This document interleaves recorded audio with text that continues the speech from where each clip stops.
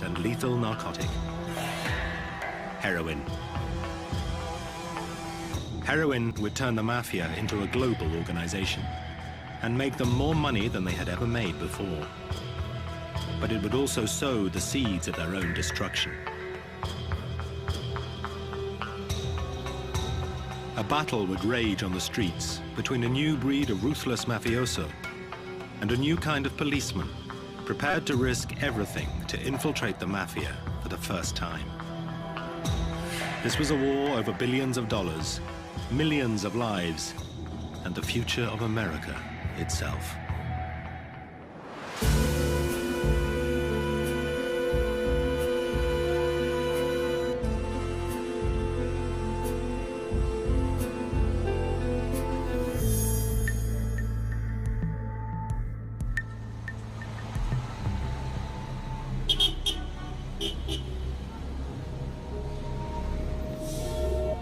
In the late 1960s, drug addiction in the American cities was on the increase, and crime was rising. The government was forced to take action. In 1971, President Nixon declared war on drugs. Just a year later, law enforcement won a major battle by breaking up the Marseille-based heroin racket known as the French Connection. These French laboratories were supplying America with so much of the drug that the bust led to a heroin famine on the streets. What nobody knew was that this success would lead to disaster. Shutting down the French Connection was indirectly opening the door to something every bit as dangerous: the Sicilian Mafia. In the coming years, they would fill the gap in the market and forge a relationship with the most feared mafioso in America, Carmine Galante. In 1974, 2 years after the French Connection was busted, Carmine Galante walked out of prison, ready to flood America with a new source of heroin and turn the mafia into a global drugs corporation. Galante was a member of the mafia family known as the Bonanos. He had a long history of drug trafficking and an even longer history as a tough guy. His personality could be summed up by an incident at Lewisburg Prison, where he was serving a sentence for drugs trafficking. During telephone days, when inmates line up to use the telephone, he was in a section which had some of the toughest black inmates you've ever seen: murderers, strong-arm artists, you name it. And he would simply walk to the head of the line, grab the phone out of some black inmate's hand and said, "Get off the phone." This surrounded by 200 black guys. No one dared touch a hair on his head. When he got out of prison, the rumblings that, that you heard on the street was a lot of people were scared of him. And he was a real tough guy, a little office rocker, and always known as a heroin man. That's what he did. When Galante got out of prison, the Bonanos were in crisis, their leadership either exiled or in prison. Joe Bonanno's son, Bill, is a convicted mobster. He remembers Galante only too well. He had a short fuse. He was abrasive. He had a manner about him that he would never win any popularity contest, and constantly had a cigar in his mouth. And that's where he got his nickname, the Cigar. With no challengers prepared to take on this dangerous man, the Bonanos had their new boss. Galante's top priority was to kickstart the heroin trade. In 5 short years, he transformed the fortunes of the US Mafia by leading it into an era of multi-billion-dollar profits and unparalleled violence. In the 70s, the Bonanno family was known in the mafia circles basically as being the heroin family. I mean, everybody knew they were dealing in heroin. Galante was now in the perfect position to build a heroin business even bigger than the French connection. He was head of the Bonanno family, and now the heroin trade was moving to Sicily, where Galante had his roots.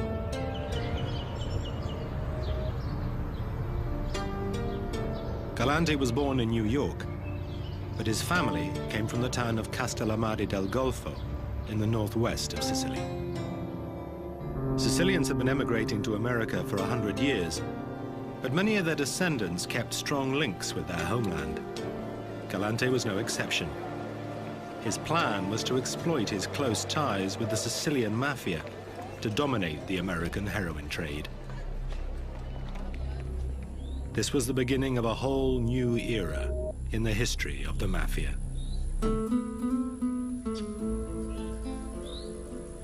Until now, the Sicilian and American Mafia had mainly operated as separate organizations.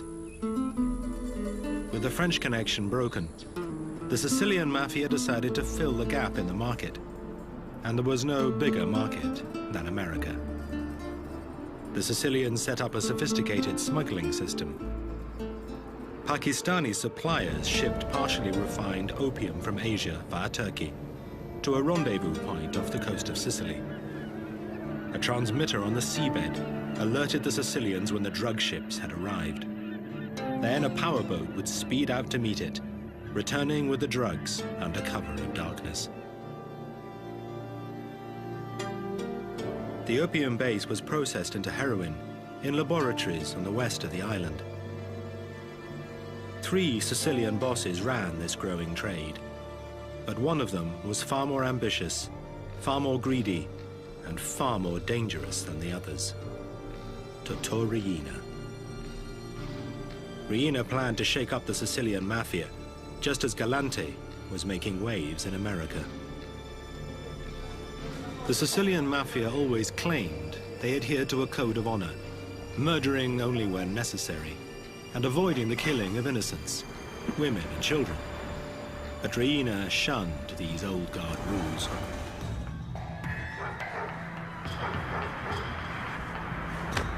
Riina was as ambitious as he was ruthless. He was determined to become the boss of bosses, head of the Sicilian Mafia. To achieve this, he would commit so many atrocities that he became known simply as the Beast.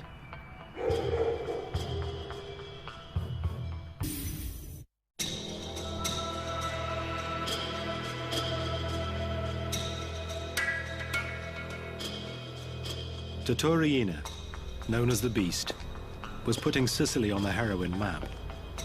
In the early 70s, his factories were producing ton after ton of pure heroin. All of it needed to be sold.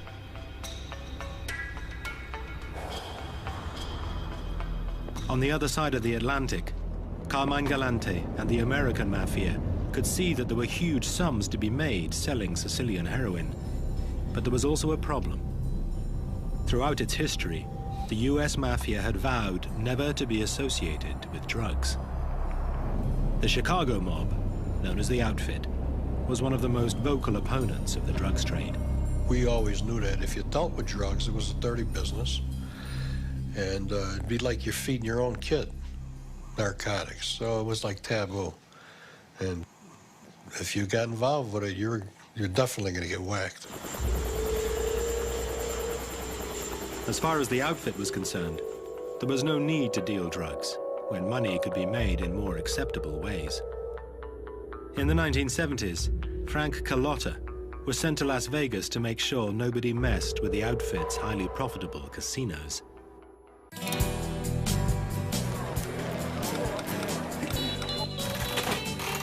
My main job was the casinos, to make sure that everything ran smooth in there was no stealing going on, that they knew that our presence was there, that if they did mess around, that they would get hit in the head.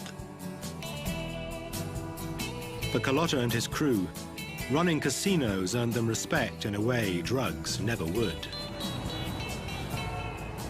Actually, it was great. It was beautiful. I mean, you had everything you needed out there. You had anything you wanted to do. You movie stars. They wanted to be involved with you. You wanted to be involved with them. Anywhere you went, you got the red carpet treatment. It was like you were respected. I think you were respected. I'm hoping that I wasn't feared, but in some cases you were feared. And if that brought respect, well, then it brought respect. But for others, the huge profits of heroin dealing were hard to resist. From his beginnings in suburban Brooklyn, Dominic Montillo grew up to be a member of the notorious New York crime family, the Gambinos. He dealt drugs for the mafia for many years. The word that filtered down, just saying, you know, if you got caught, you know, dealing drugs, you know, it was an immediate death sentence. But the real message that came down was just don't get caught. At that time, I couldn't think of one crew that I knew that wasn't involved in it, because the money was too lucrative to pass up. The street crews that were involved in it weren't going to give it up either which way. You know, there was guys that weren't making a real good living that all of a sudden were taking, you know, 150 large a week down. The mob didn't want to be seen to be peddling drugs, but they were happy to take the money. I mean, the reason, there was no great moral reasons why they didn't want you dealing in heroin. It was just that it would bring that much more heat on the family. But the bottom line is the cash, you know, and that's a cash business. And the amounts are staggering, the amounts of money that can be made. The New York families knew that dealing drugs would attract attention from the authorities, but it was a risk they were prepared to take. The US Mafia secretly embraced the heroin trade and was soon making more money than they knew what to do with. The unpleasant fact is that there is a new epidemic of heroin use in the United States. As Sicilian heroin began to flow, addiction rates in America soared. At the end of World War II, America had an estimated 20,000 heroin users. By the mid-70s, there were more than 500,000. The FBI had little idea how such large quantities of drugs were getting into the country, or who was bringing it in. But that was about to change. In the 50s and 60s, FBI agents were mostly white males. Now the FBI was recruiting from a much wider pool. Finally, they had young, ambitious agents who came from the communities that were home to the Mafia and could speak the Sicilian dialect.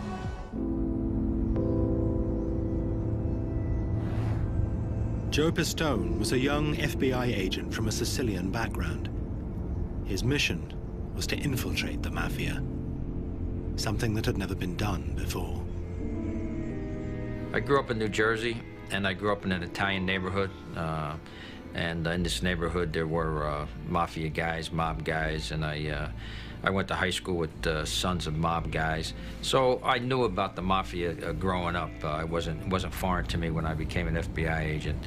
So I was pretty well versed in the ways and traditions of the mafia. Joe Pistone's dream was always to be a cop. Growing up, it was easy. It would have been easy to go, you know, to go crooked or become bent because you're in the neighborhood, you see what's going on. There are guys doing illegal activities. But I'd never had an inkling to go toward that because of my parents. I mean, I know if I ever did anything wrong that I'd get a good swift boot in the rear end from my father. On July the 7th, 1969, Pistone was sworn in as a special agent of the FBI. 7 years later, he disappeared from everyday life and developed a new identity. Everybody needs a legend, and that's a history, a legend, a history.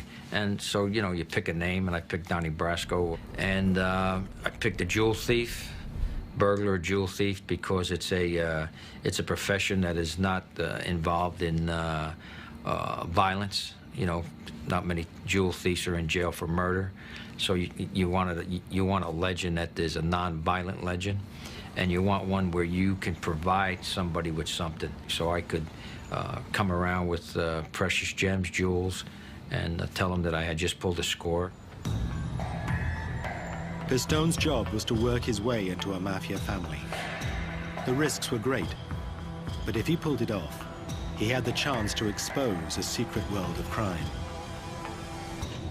One wrong move, and he faced almost certain death.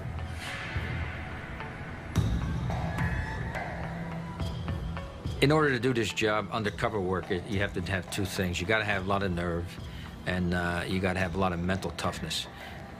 I'm not a person that sweats, you know. When I get into a jam, I don't sweat, so you don't know if you're scaring me or not, you know. And, you know, there's not much that can be done to you. The worst thing that can happen is they can kill you. That's about it. The FBI wanted the inside story on the Mafia. The Bonanno boss, Carmine Galante, was their first target. Pistone used the FBI's diamonds and his Sicilian roots to gradually infiltrate Galante's Mafia family. Being of Italian ancestry and knowing the streets and knowing how the Mafia operates, you know, you speak when you're spoken to. You mind your own business. You don't get involved in conversations that don't concern you. They don't just, you know, embrace you and take you in. And you have to just lay back, be patient, and work your way.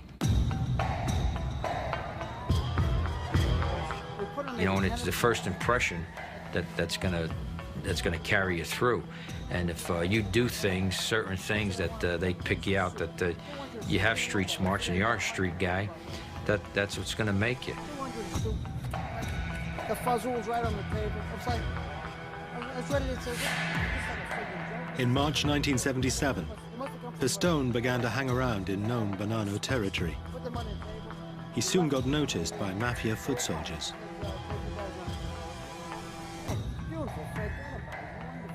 One of the wise guys Pistone met was Lefty Ruggiero. Pistone would later discover that Lefty was a known hitman for the mob. Lefty approached Pistone, asking him to sell some stolen jewelry.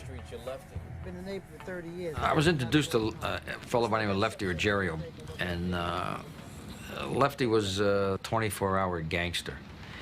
I mean, he knew the mob, he knew everything about the Mafia. If you need a teacher in the Mafia, Lefty was the guy that you wanted. I used my street smarts and my knowledge of the Mafia, and I didn't push with him as far as questions and, you know, trying to get the information. And he liked that.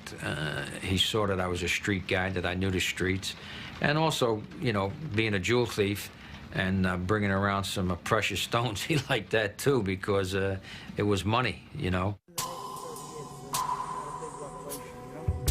As his undercover operations stretched into months and years, Pistone gradually became an accepted face within the mob. But the risks remained high. Former gangster Henry Hill knows all about the dangers that Pistone faced. Well, I mean, he was susceptible to get figured out at any time, you know. I mean, it took balls. Believe me, it took balls. But he also enjoyed it. You know, he became a member, or as close as you can come as a member. Pistone was so convincing, an almost father and son relationship developed between him and Lefty. He did have an affection for me, I think, because he saw me, you know, something that he might have wanted to have been, or his son, you know, to have been. And he introduced me to his family and his wife, and I spent a lot of times at his house having dinner. So it became more than just a, you know, gangster on gangster relationship. By the summer of 1977, Pistone had won Lefty's trust. But would he ever get any closer to heroin boss Carmine Galante? I was with Lefty one night, and he said we gotta go somewhere. And I said, well, where we're going? And he said, well, I'll tell you when we get there. Galante was having a meeting in there, and it was our job to stand outside and make sure that the meeting went smooth and nothing happened. Basically, we were outside guarding them. This was a big opportunity for Pistone. And I asked him, I said, you know, Left, can't we go inside? And he says, what are you, crazy? You can't go in there and sit down when the boss is meeting. You can't even meet the boss. You know, he doesn't meet anybody on your level. He says, we got to stand out here until we're told, till they release us, till we're told we can go. You know, it was kind of an adrenaline rush. A lot of things go through your mind, but the main thing was is that if I get killed, I'm going to get killed as a wise guy, not as an FBI agent here. You know, here I'm an FBI agent working undercover, and you know, nobody ever got to be close to a boss, let alone guard him. Pistone did not get as close to Galante as he wanted, but he learned important facts about his operation. Before Pistone went undercover, the FBI had some idea about the inner workings of the mob. Now, for the first time, an agent was able to confirm the way the Mafia was organized from the inside. Pistone told the FBI how each family was structured into a military formation. At the top was the head of the family. Working directly for him was an underboss and an advisor, known as a consigliere. Beneath them were the capos, each of whom ran a crew of 5 to 10 foot soldiers. This structure meant the boss was always several layers away from the foot soldiers and the crimes they committed, making it almost impossible to convict the head of the family. This was vital intelligence in the war against the mob, but it was just the beginning. Pistone also managed to find out the secret of Galante's meteoric rise within the New York Mafia. Joe came back to us telling us about Sicilians whom the American Mafia figures were referring to as Zips. And to him, this meant that these Sicilian Mafia figures within the Bonanno family were actually being used to commit murder, dealing in drugs, heroin. That was a just unbelievable revelation. I met some Sicilian that were members of the Mafia. And these guys were made guys over in Sicily and then brought over here. But the Sicilians had their own clique over here in the U.S. Galante had imported his own private army of ruthless Sicilian mafiosi. Galante's two key guys that he brought over were Cesar Bonaventure and Baldo Amato. He brought them over from Sicily, and they were with him constantly. And I think one of the reasons why he did bring him over is that he felt a better sense of security with the Sicilians, because I guess he felt they were still loyal to the tradition. They weren't Americanized yet. Galante's new bodyguards made waves in the Bonanno family. There was a lot of friction, I found, between the American Mafia and the Sicilians, even though they were married up into one family. I mean, anyway, Lefty and Sonny and the other Americans thought that they were looking to take over the family, and that the other American Mafia guys didn't trust them and didn't like them. The Sicilian and American Mafia were cut from very different cloth. In the past, the Sicilians had embraced rules and traditions, but that was changing. They'd kill anyone, you know, where we had certain rules. You know, it sounds strange, but there were rules as to, you know, who you had to get permission from to go do a piece of work, or you couldn't kill a guy in front of his... Jail doesn't scare the Corleonesi. They aren't frightened of death. They're always faithful to their boss. The Corleonesi had reached the top of the Sicilian Mafia by breaking rules and killing without permission from anyone.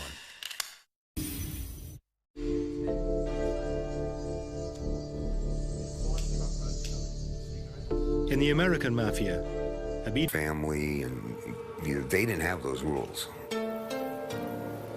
These new, ruthless Sicilians were from a mafia clan based in Corleone, a remote rural town deep in the mountains of Sicily.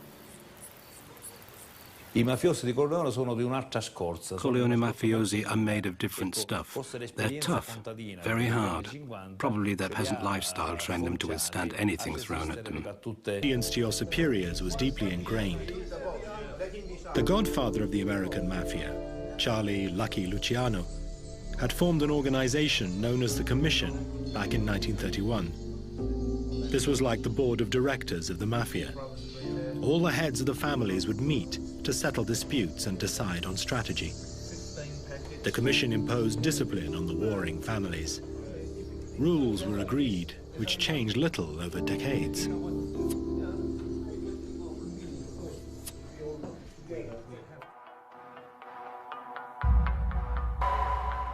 One of the rules was that you didn't kill someone without permission from the head of your family.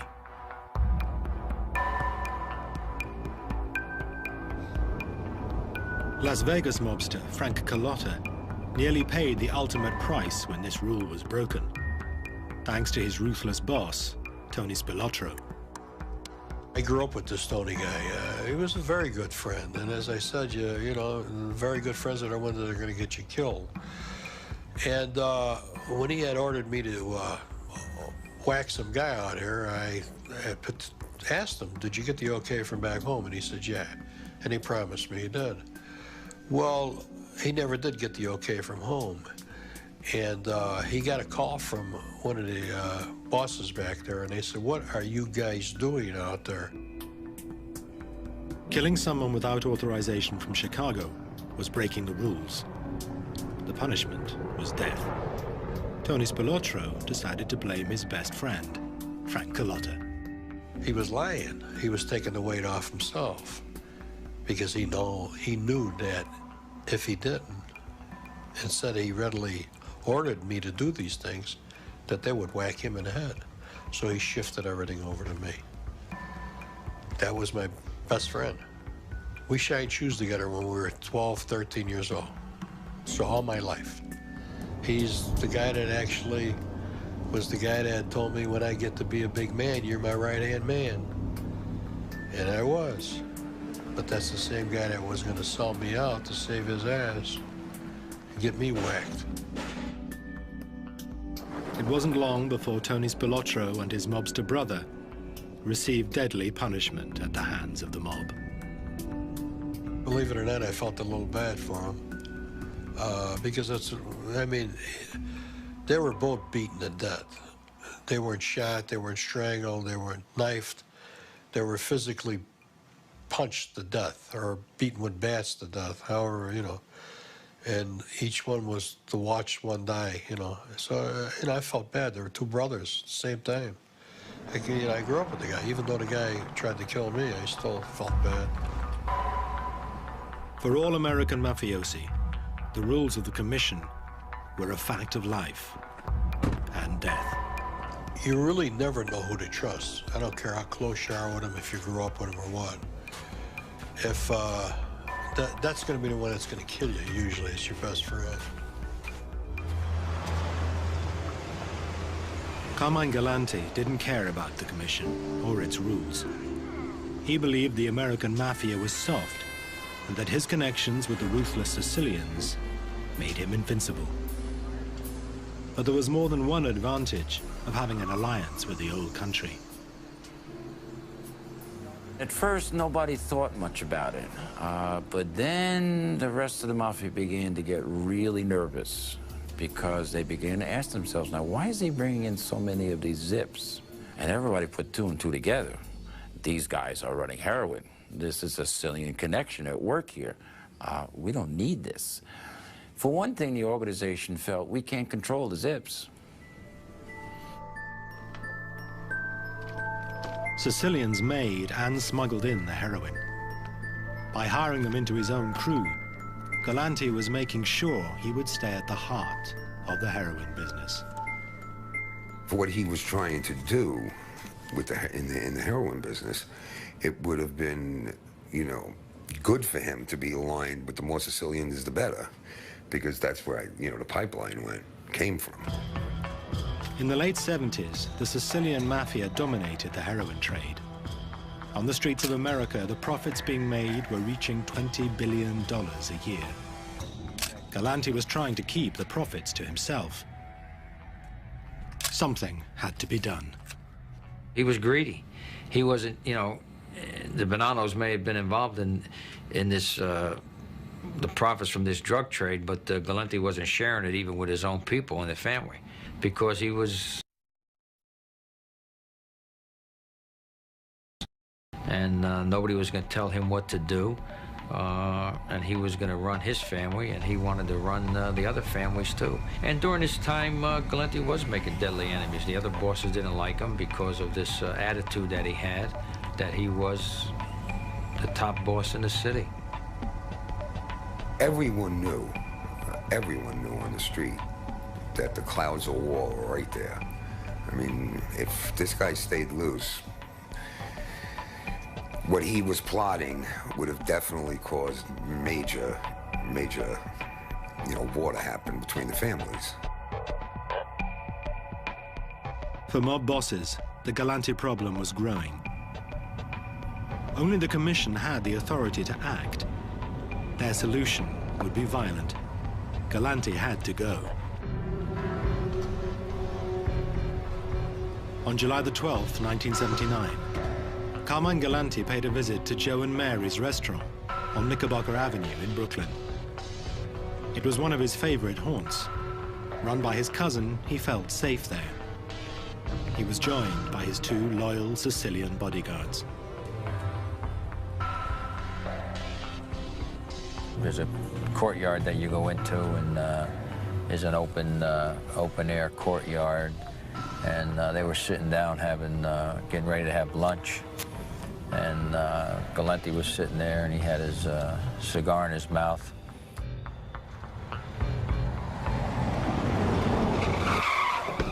Three guys pull up outside, jump out of a car. They run in the restaurant and start blasting away.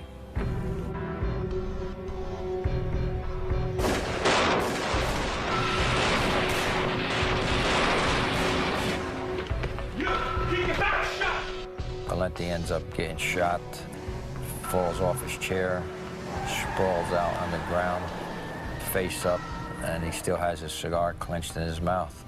And that's how they got Galante. This is the famous front page that greeted America the next morning. Galante's meteoric rise to the top had ended in a pool of blood. Carmine Galante was rubbed out today as he sat in a Brooklyn luncheonette, a gangland execution of a man believed to be the most important organized crime figure in the country. After the murder, the killers fled the scene. But in an amazing coincidence, one of them walked into a club that was under police surveillance. This incredible footage shows him reporting back to the commission bosses after the successful hit. But the feds were about to get an even bigger surprise. Well, when the police came on the scene, they had immediately identified Carmine Galante's body. He was an old man, had a cigar stuck in his mouth, totally lifeless. As the police pieced everything together, they were told that two other individuals who were in the backyard with Galante, later identified as his so-called bodyguards, they were the ones who miraculously got out of there without any wounds whatsoever.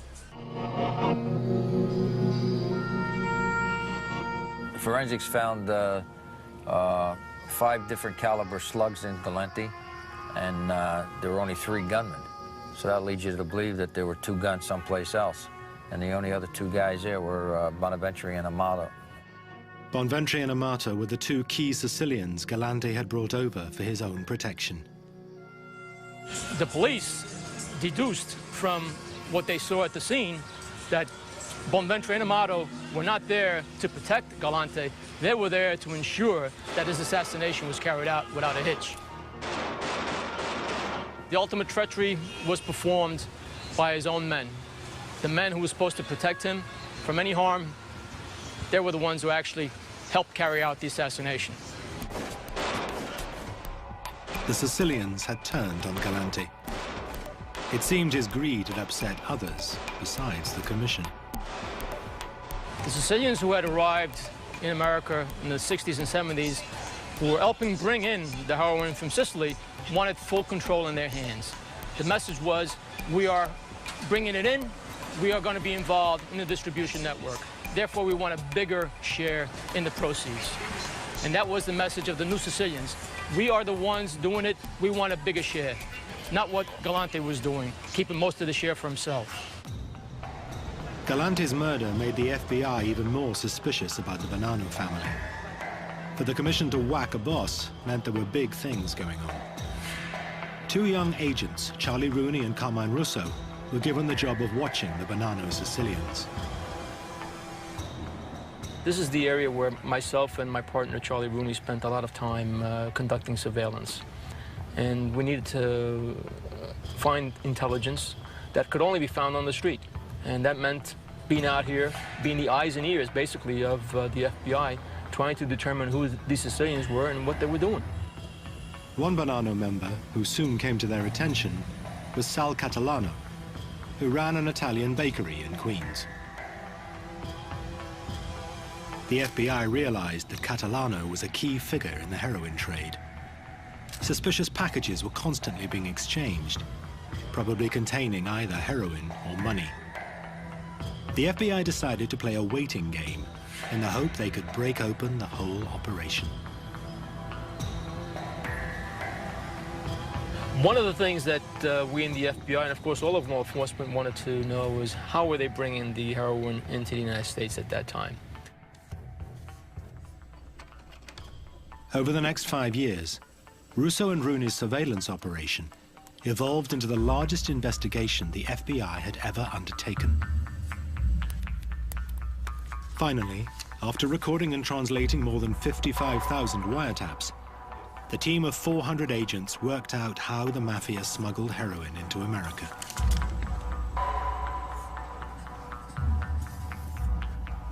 They used their businesses, furniture businesses, construction businesses, marble, things of that nature. In particular, the pizzeria business. They needed tomatoes for the sauce. The Mafia had taken over pizzerias across the country and given them to immigrant Sicilians to manage. The operation was controlled by Sal Catalano from his bakery in Queens. This footage shows some of the actual restaurants implicated in the Pizza Connection trial. Restaurants just like these were used to distribute heroin around the country. The heroin arrived in the US through all kinds of routes. Their methods were often ingenious. Cases of canned tomatoes or boxes of cheese arrived from Sicily, stuffed with heroin worth hundreds of thousands of dollars. But the pizza network was not a retail operation. Mafia dealers never sold the heroin directly on the streets. Instead, the imported narcotics were divided up and sold to smaller street dealers. That way, the bosses stayed well away from the dirty end of the business. The pizza restaurants had another use as well.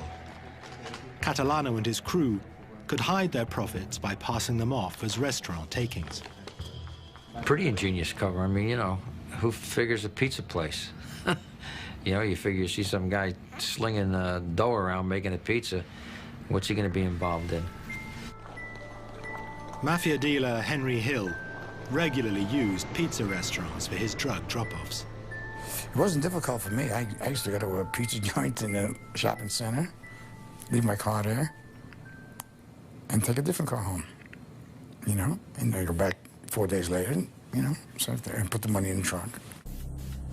The evidence the FBI found led to the very top of the Mafia and all the way back to Sicily. Salvatore Catalano was aligned with the Corleonesi in Sicily. That's where the power came from. It was Salvatore Riina, the boss of the Corleonesi. Salvatore Catalano came here with a purpose. Purpose was The Sicilian Mafia had a commodity that was being sent to the United States. They needed people here whom they could trust and carry on that activity. The power of the Corleonese Mafia and their ruthless boss, Totò Riina, stretched all the way to America. Who knows how long they had been doing this before we stumbled onto them. And we basically stumbled onto them. And I believe what did it for them and for us was the Galante murder. Without that murder, I don't think we would have set our eyes on them at the time that we did. Meanwhile, FBI agent Joe Pistone still had a problem. How to escape alive from his undercover role inside the Mafia. Despite Galante's murder, Joe Pistone's dangerous undercover operation continued for 2 more years. But in 1981, his mission came to a dramatic climax. The head of Pistone's Mafia crew was a hard man called Sonny Black. Over the years, Black had been impressed with Pistone. Now Sonny decided to honor Pistone by making him a made man, a full member of the Mafia. But there was one big catch. Pistone would have to kill someone. When Sonny Black gave me the contract to do the hit, I mean, you can't refuse it. You have to take the contract, otherwise you're the next guy that's going to get killed, because you know, that's just part of being a mob guy, a mafia guy, is that because you don't do hits on a fee basis. You just do it because you're part of that crew. I accepted the hit. Luckily, the guy that I had the contract on was on the lam because he knew he was going to get killed. But I went looking for him. I went to Florida, back to New York, and couldn't find him because he was in hiding. In a twist of fate, Pistone was asked to whack one of the men who had assassinated Carmine Galante. But it was not to be. Hey. The FBI could not allow an agent to commit murder. On July the 26th, 1981, Pistone was pulled out. Did the kids ask about me? The FBI decided to tell Pistone's Mafia contacts that he was an undercover agent. Despite Galante's murder, Joe Pistone's dangerous undercover operation continued for 2 more years. But in 1981, his mission came to a dramatic climax. The head of Pistone's Mafia crew was a hard man called Sonny Black. Over the years, Black had been impressed with Pistone. Now Sonny decided to honor Pistone by making him a made man, a full member of the Mafia. But there was one big catch. Pistone would have to kill. He was in a body bag, and they had chopped off his hands. And that was an indication that he had brought me around to shake hands with mob guys that were of status.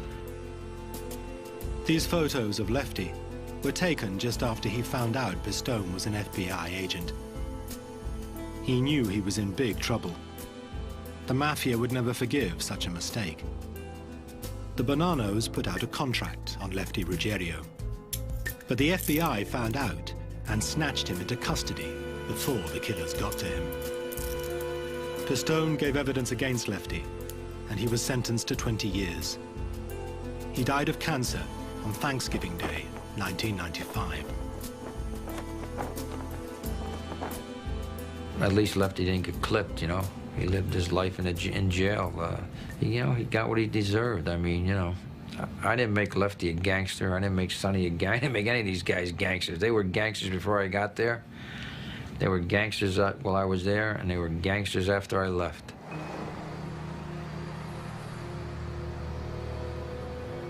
Joe Pistone had survived undercover for 6 years. But I mean, that's a long time to spend undercover with that, with a crew that's, more than capable of killing you and taking you apart, dumping your body's parts somewhere. And to have those guys trust you to a point, I mean, I never heard an FBI guy coming close to getting made. I mean, they were looking to make him. bullshitted his way through it, and then he got addicted to it, and it took the government a lot of years, and I mean, they got a lot of cases out of it, but it almost destroyed his life, and he thought he was a wise guy, and he thought he was an FBI agent. After being pulled out, Pistone spent the next 5 years testifying against his mafia buddies.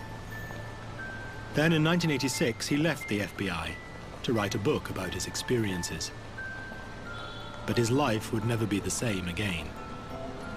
Even now, he lives under an assumed name, under constant threat of assassination.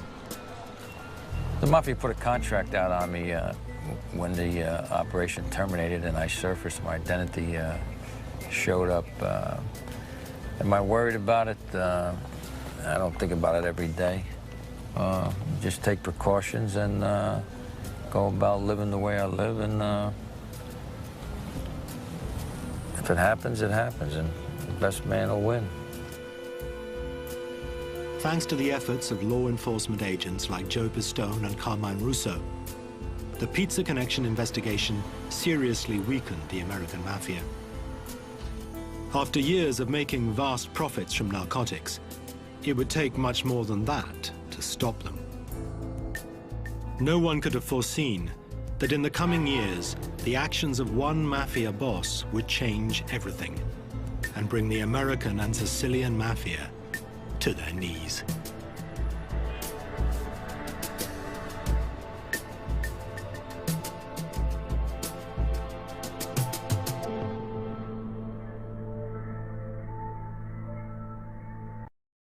He had to go. On July the 12th, 1979, Carmine Galante paid a visit to Joe and Mary's restaurant on Knickerbocker Avenue in Brooklyn. It was one of his favorite haunts. Run by his cousin, he felt safe there.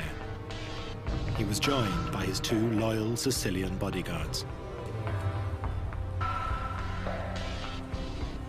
There's a courtyard that you go into, and there's an open-air courtyard. And they were sitting down getting ready to have lunch. And Galante was sitting there, and he had his cigar in his mouth.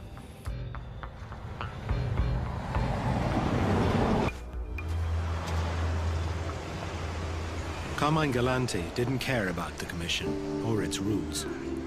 He believed the American mafia was soft, and that his connections with the ruthless Sicilians made him invincible. But there was more than one advantage of having an alliance with the old country. At first, nobody thought much about it. But then the rest of the Mafia began to get really nervous because they began to ask themselves, now, why is he bringing in so many of these zips? And everybody put 2 and 2 together. These guys are running heroin. This is a Sicilian connection at work here. We don't need this. For one thing, the organization felt we can't control the zips. Sicilians made and smuggled in the heroin. By hiring them into his own crew, Galante was making sure he would stay at the heart of the heroin business. For what he was trying to do with in the heroin business, it would have been, under police surveillance. This incredible footage shows him reporting back to the commission bosses after the successful hit. But the feds were about to get an even bigger surprise. Well, when the police came on the scene, they had immediately identified Carmine Galante's body. He was an old man, had a cigar stuck in his mouth, totally lifeless. As the police pieced everything together, they were told that 2 other individuals who were in the backyard with Galante, later identified as his so-called bodyguards, they were the ones who miraculously got out of there without any wounds whatsoever. Forensics found... Even though the guy tried to kill me, I still felt bad. For all American mafiosi, the rules of the commission were a fact of life and death. You really never know who to trust. I don't care how close you are with him, if you grew up with him or what. If That's going to be the one that's going to kill you, usually. It's your best friend. Carmine Galante didn't care about the commission or its rules. He believed the American mafia was soft and that his connections with the ruthless Sicilians made him invincible. But there was more than one advantage of having an alliance with the old country. At first, three guys pull up outside, jump out of a car. They run in the restaurant and start blasting away.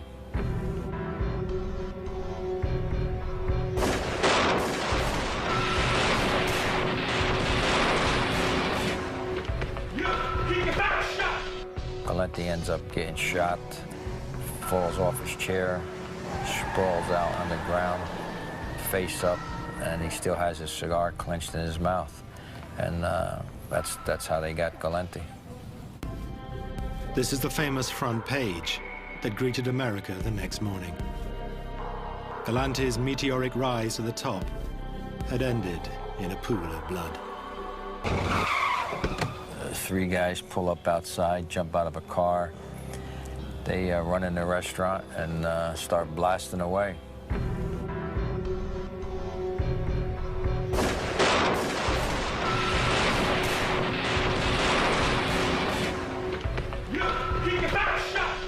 Galante ends up getting shot, falls off his chair, sprawls out on the ground, face up, and he still has his cigar clenched in his mouth.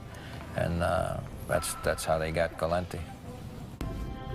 This is the famous front page that greeted America the next morning.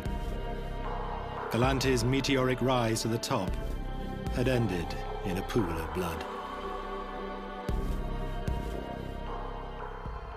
Carmine Galante was rubbed out today as he sat in a Brooklyn luncheonette, a gangland execution of a man believed to be the most important organized crime figure in the country. After the murder, the killers fled the scene. But in an amazing coincidence, one of them walked into a club that was... There's a courtyard that you go into, and is an open-air courtyard. And they were sitting down getting ready to have lunch. And Galante was sitting there, and he had his cigar in his mouth.